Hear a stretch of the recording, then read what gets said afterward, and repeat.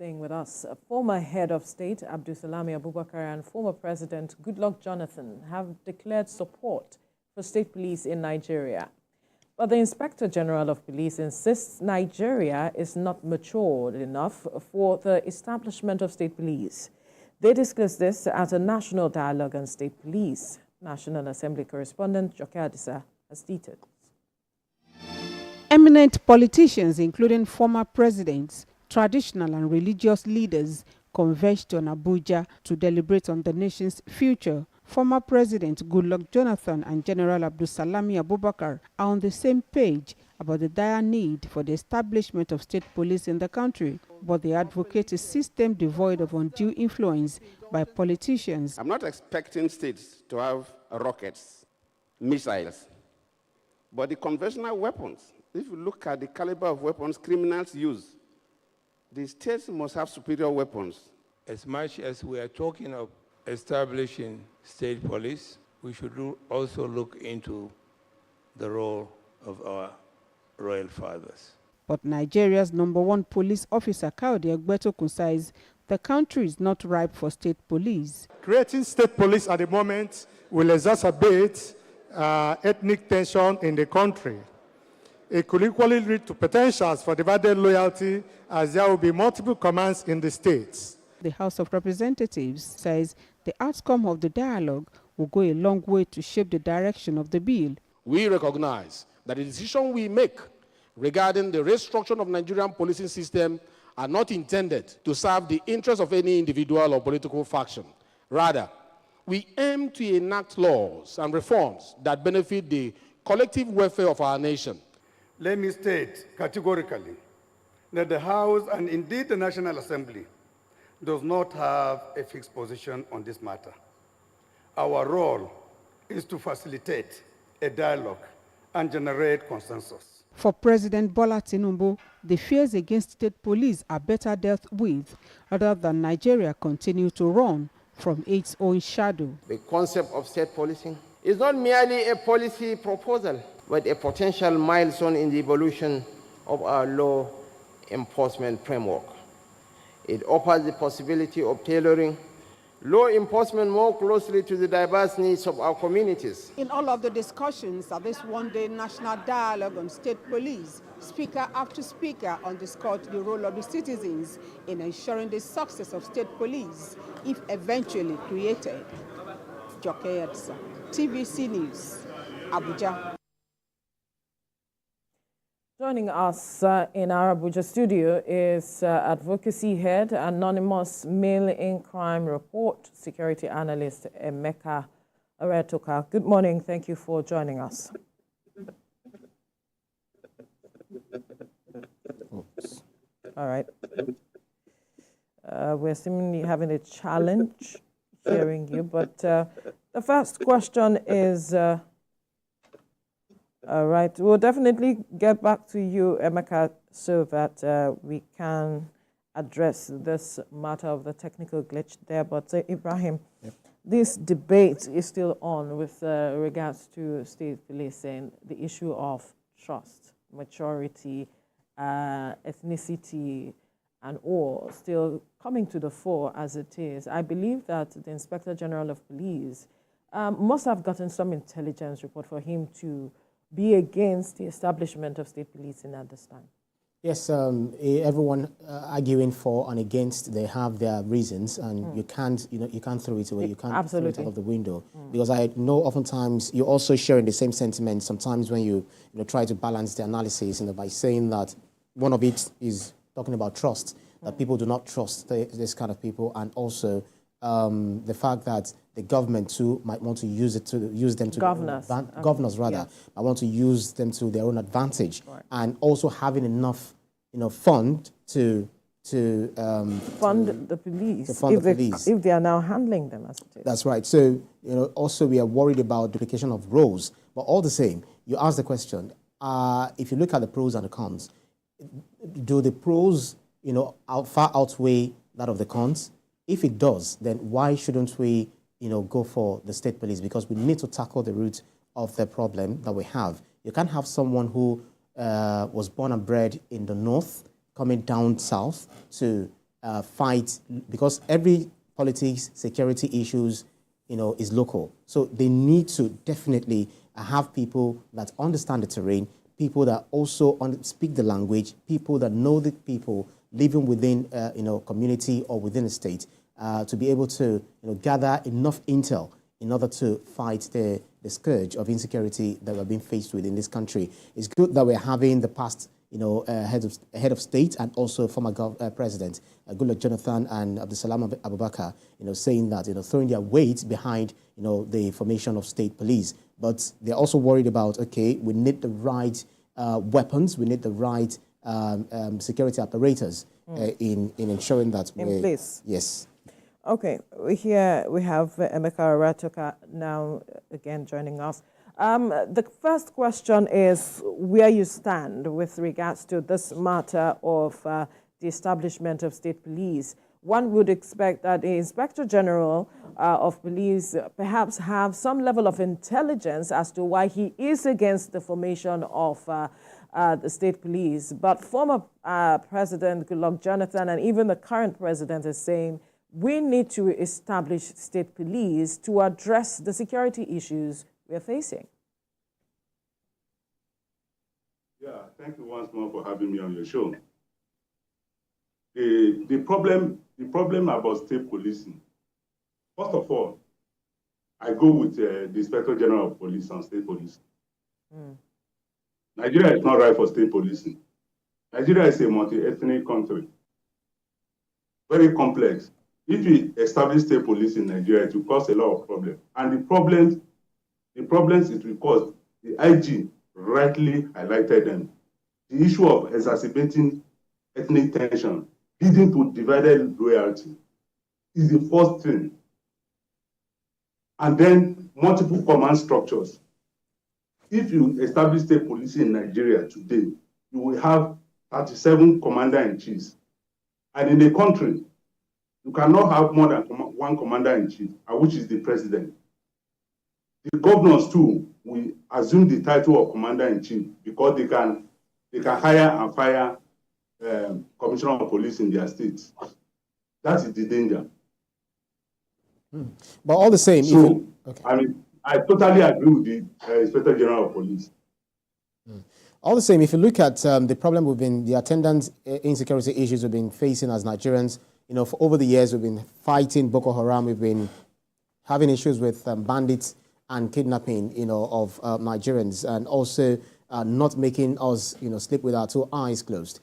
Do you not feel that the current security apparatus that we have is not exactly working? So much so that even if we co-opt the FRSC, the NSCDC as state police, so to speak, do you feel this will solve the problem? No, the problem is there's total lack of what we are dealing with, lack of understanding of what we are dealing with. Nigeria in general, even those people, I'm very sorry to say this, those people are the dialogue section there. They've not pointed out the problem we are facing. The problem we are facing is what the Chief of Defense Staff, Major General Christopher Musa, highlighted about 3 weeks ago when the Minister of Interior visited him on collaboration on how to tackle insurgency in Nigeria. The truth of the matter is that we are fighting irregular war, unconventional war, asymmetric war. It needs different types of thinking. We have to just disembark from this our normal kick and follow thinking and think outside the box. Our problem in Nigeria today is that we want to solve insurgency via normal policing concept. It cannot work. We are facing insurgency. It's a different ball game. What Nigeria needs mostly now is efficient intelligence management system, and not all this state policing they are talking about. You can still reform federal policing to accommodate state policing concept, community policing concept, and regional policing concept via scientific intelligence gathering system. We want to deal with insurgency using conventional tactics. It cannot work. That is the problem. Right. Even if they establish state policing today, it will not solve the problem. What will solve the problem, if I'm to offer the advice, is scientific intelligence gathering mechanism or system that the commander-in-chief will have control over. Are you saying he doesn't have details of whatever report intelligence gathered as it is at this point? Are you saying he doesn't have access to them? No. What I'm saying is this. The person gathering the intelligence, right, is telling you that he's finding it difficult to identify whom he's fighting. Okay. General Christopher Musa said that the military is fighting unconventional war, irregular war. What does that mean? It means that they don't even know whom they are fighting. Unlike in conventional war, where you know your opponent and devise tactics to defeat your opponent. Now, your opponent knows you and you don't know them. So they can always take you out. So are you saying the gains that we have been making against these terrorists, for instance, we talked about the bakery that was discovered recently at some point, are you saying we still do not know who these persons are as it is? In fact, the government came up with a list of names of even sponsors of these persons, and you're saying we still do not know who we are at war against, from what you are saying? I'm putting the Chief of Defense Staff, who should know better. I'm putting the Chief of Defense Staff, who should know better, that we are fighting unconventional war. So do you not feel that, based on what you're saying, now justifies the need, the imperative for state police? Because if we do not know whom we are fighting, because we have the national security architecture, those who, by virtue of, you have to be posted, you're serving your fatherland, you'll be posted to places you do not even know. So much so that you need to learn their language, you need to understand their culture. When we have the state police, these are the people that are predominantly inhabitants of these places, who understand the language, who understand the culture, and who know the body language of the inhabitants of these places, looking at what, taken from what Amotekun is gaining in the Southwest. Do you not feel that your own position now confirms the imperative of establishing state police for the country? No, I don't think so. What I'm saying is this. We are talking of community-based community policing, whereby the police personnel come from the communities, our various communities, because they know the terrain, they know everybody. They can better police our country through that method. What I'm saying is this. Our problem is not that people are not ready to divulge information on criminals in our community. Our problem is how the people divulging information to the police or relevant security agencies, how their safety can be guaranteed after divulging information. That is the problem we are having. And the only person that can solve the problem is the commander-in-chief, by strategically mobilizing and deploying the collective will of Nigerians to fight insurgency. Nobody can fight insurgency unless the citizens are mobilized to do so, and through scientific intelligence gathering process, which the commander-in-chief can verify at any point in time. That is what we need now. Perhaps you need to expatiate more on this strategy of yours for us to better understand what you were saying. Because like I mentioned earlier, the president still gets information. And if we're talking about their safety, the safety of people who are giving out this information, what then are you suggesting should be done differently from what is already on the ground? From what you're saying, we are trying to curb reprisal attacks on persons who are known to have given out information. Yes, exactly. Now, the president, the commander-in-chief, gets what is called process security report. He's not in the field. Can you understand me? Yeah, we're the president, who ordinarily, is not in the field. So he gets the report given to him by the security personnel. Now, the chief among them now, who is the chief of defense staff, is saying that he doesn't know whom they are fighting. So any report the military gives to the president about security or insecurity in the country is processed. We are talking of subversion here. See, the people perpetrating this heinous crime knows the system very well. They have successfully subverted the system.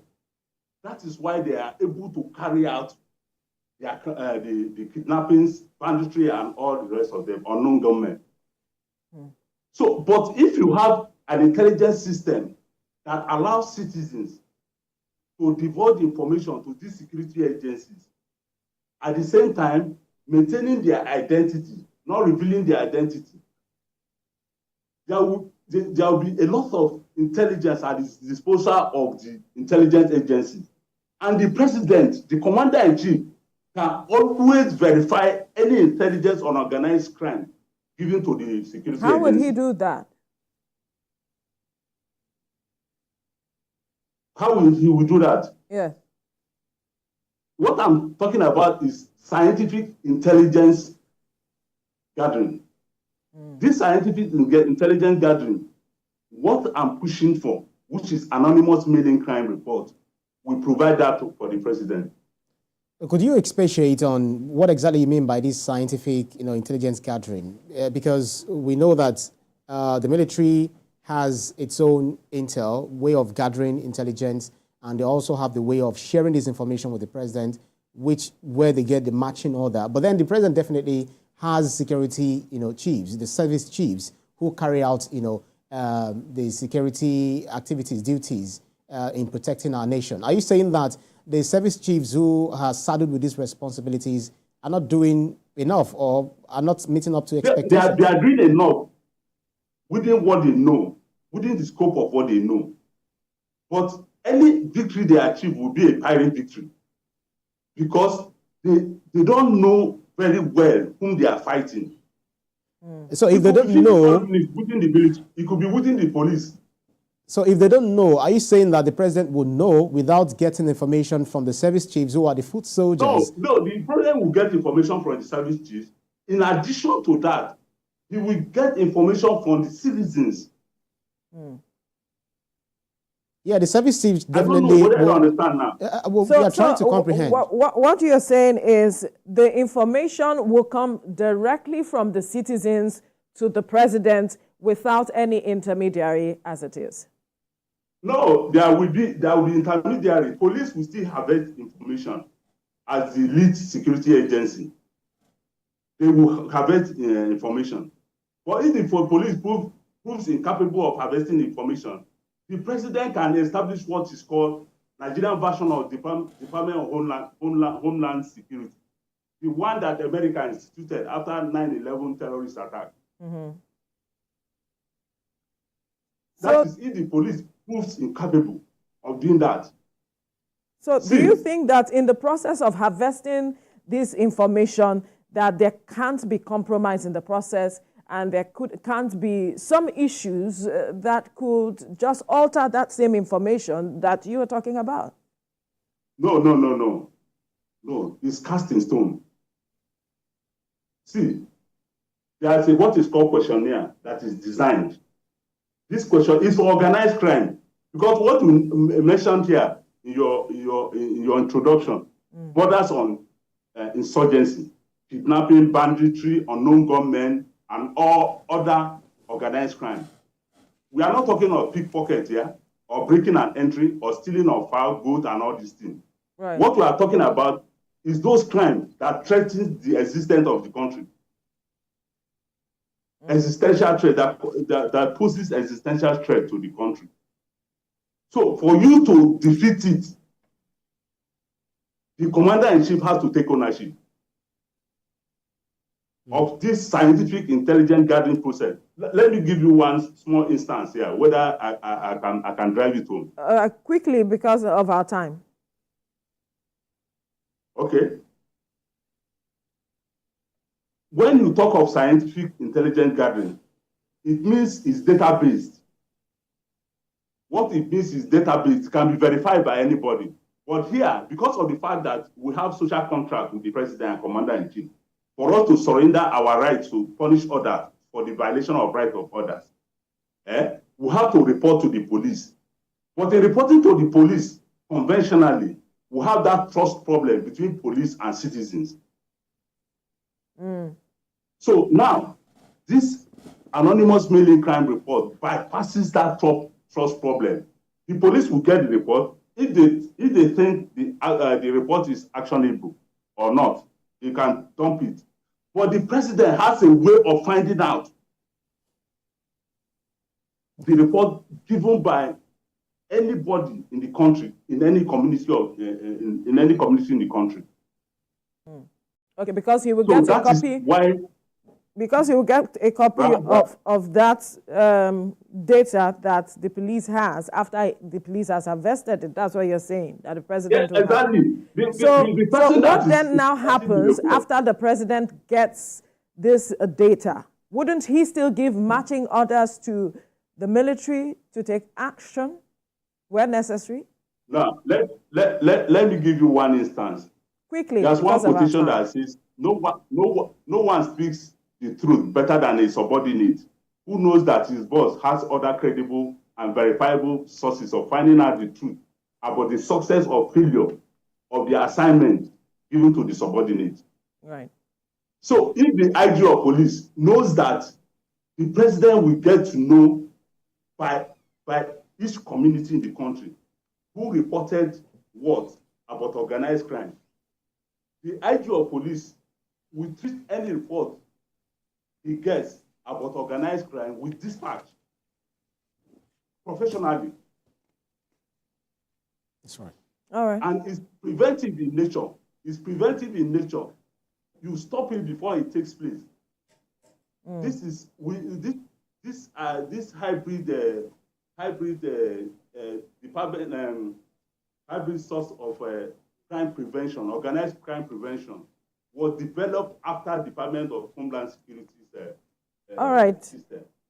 We'll have to leave our conversation here now. Emeka Oretoka, advocacy head, anonymous mailing crime report, security analyst. We must thank you for your time. Unfortunately, time is not our friend. We cannot continue the conversation any further. Thank you once again. Thank you very much. Thank you. All right, we move on now to our next conversation, where the federal government is seeking more advanced method to tackle oil theft in Nigeria. Join us after the break for this conversation.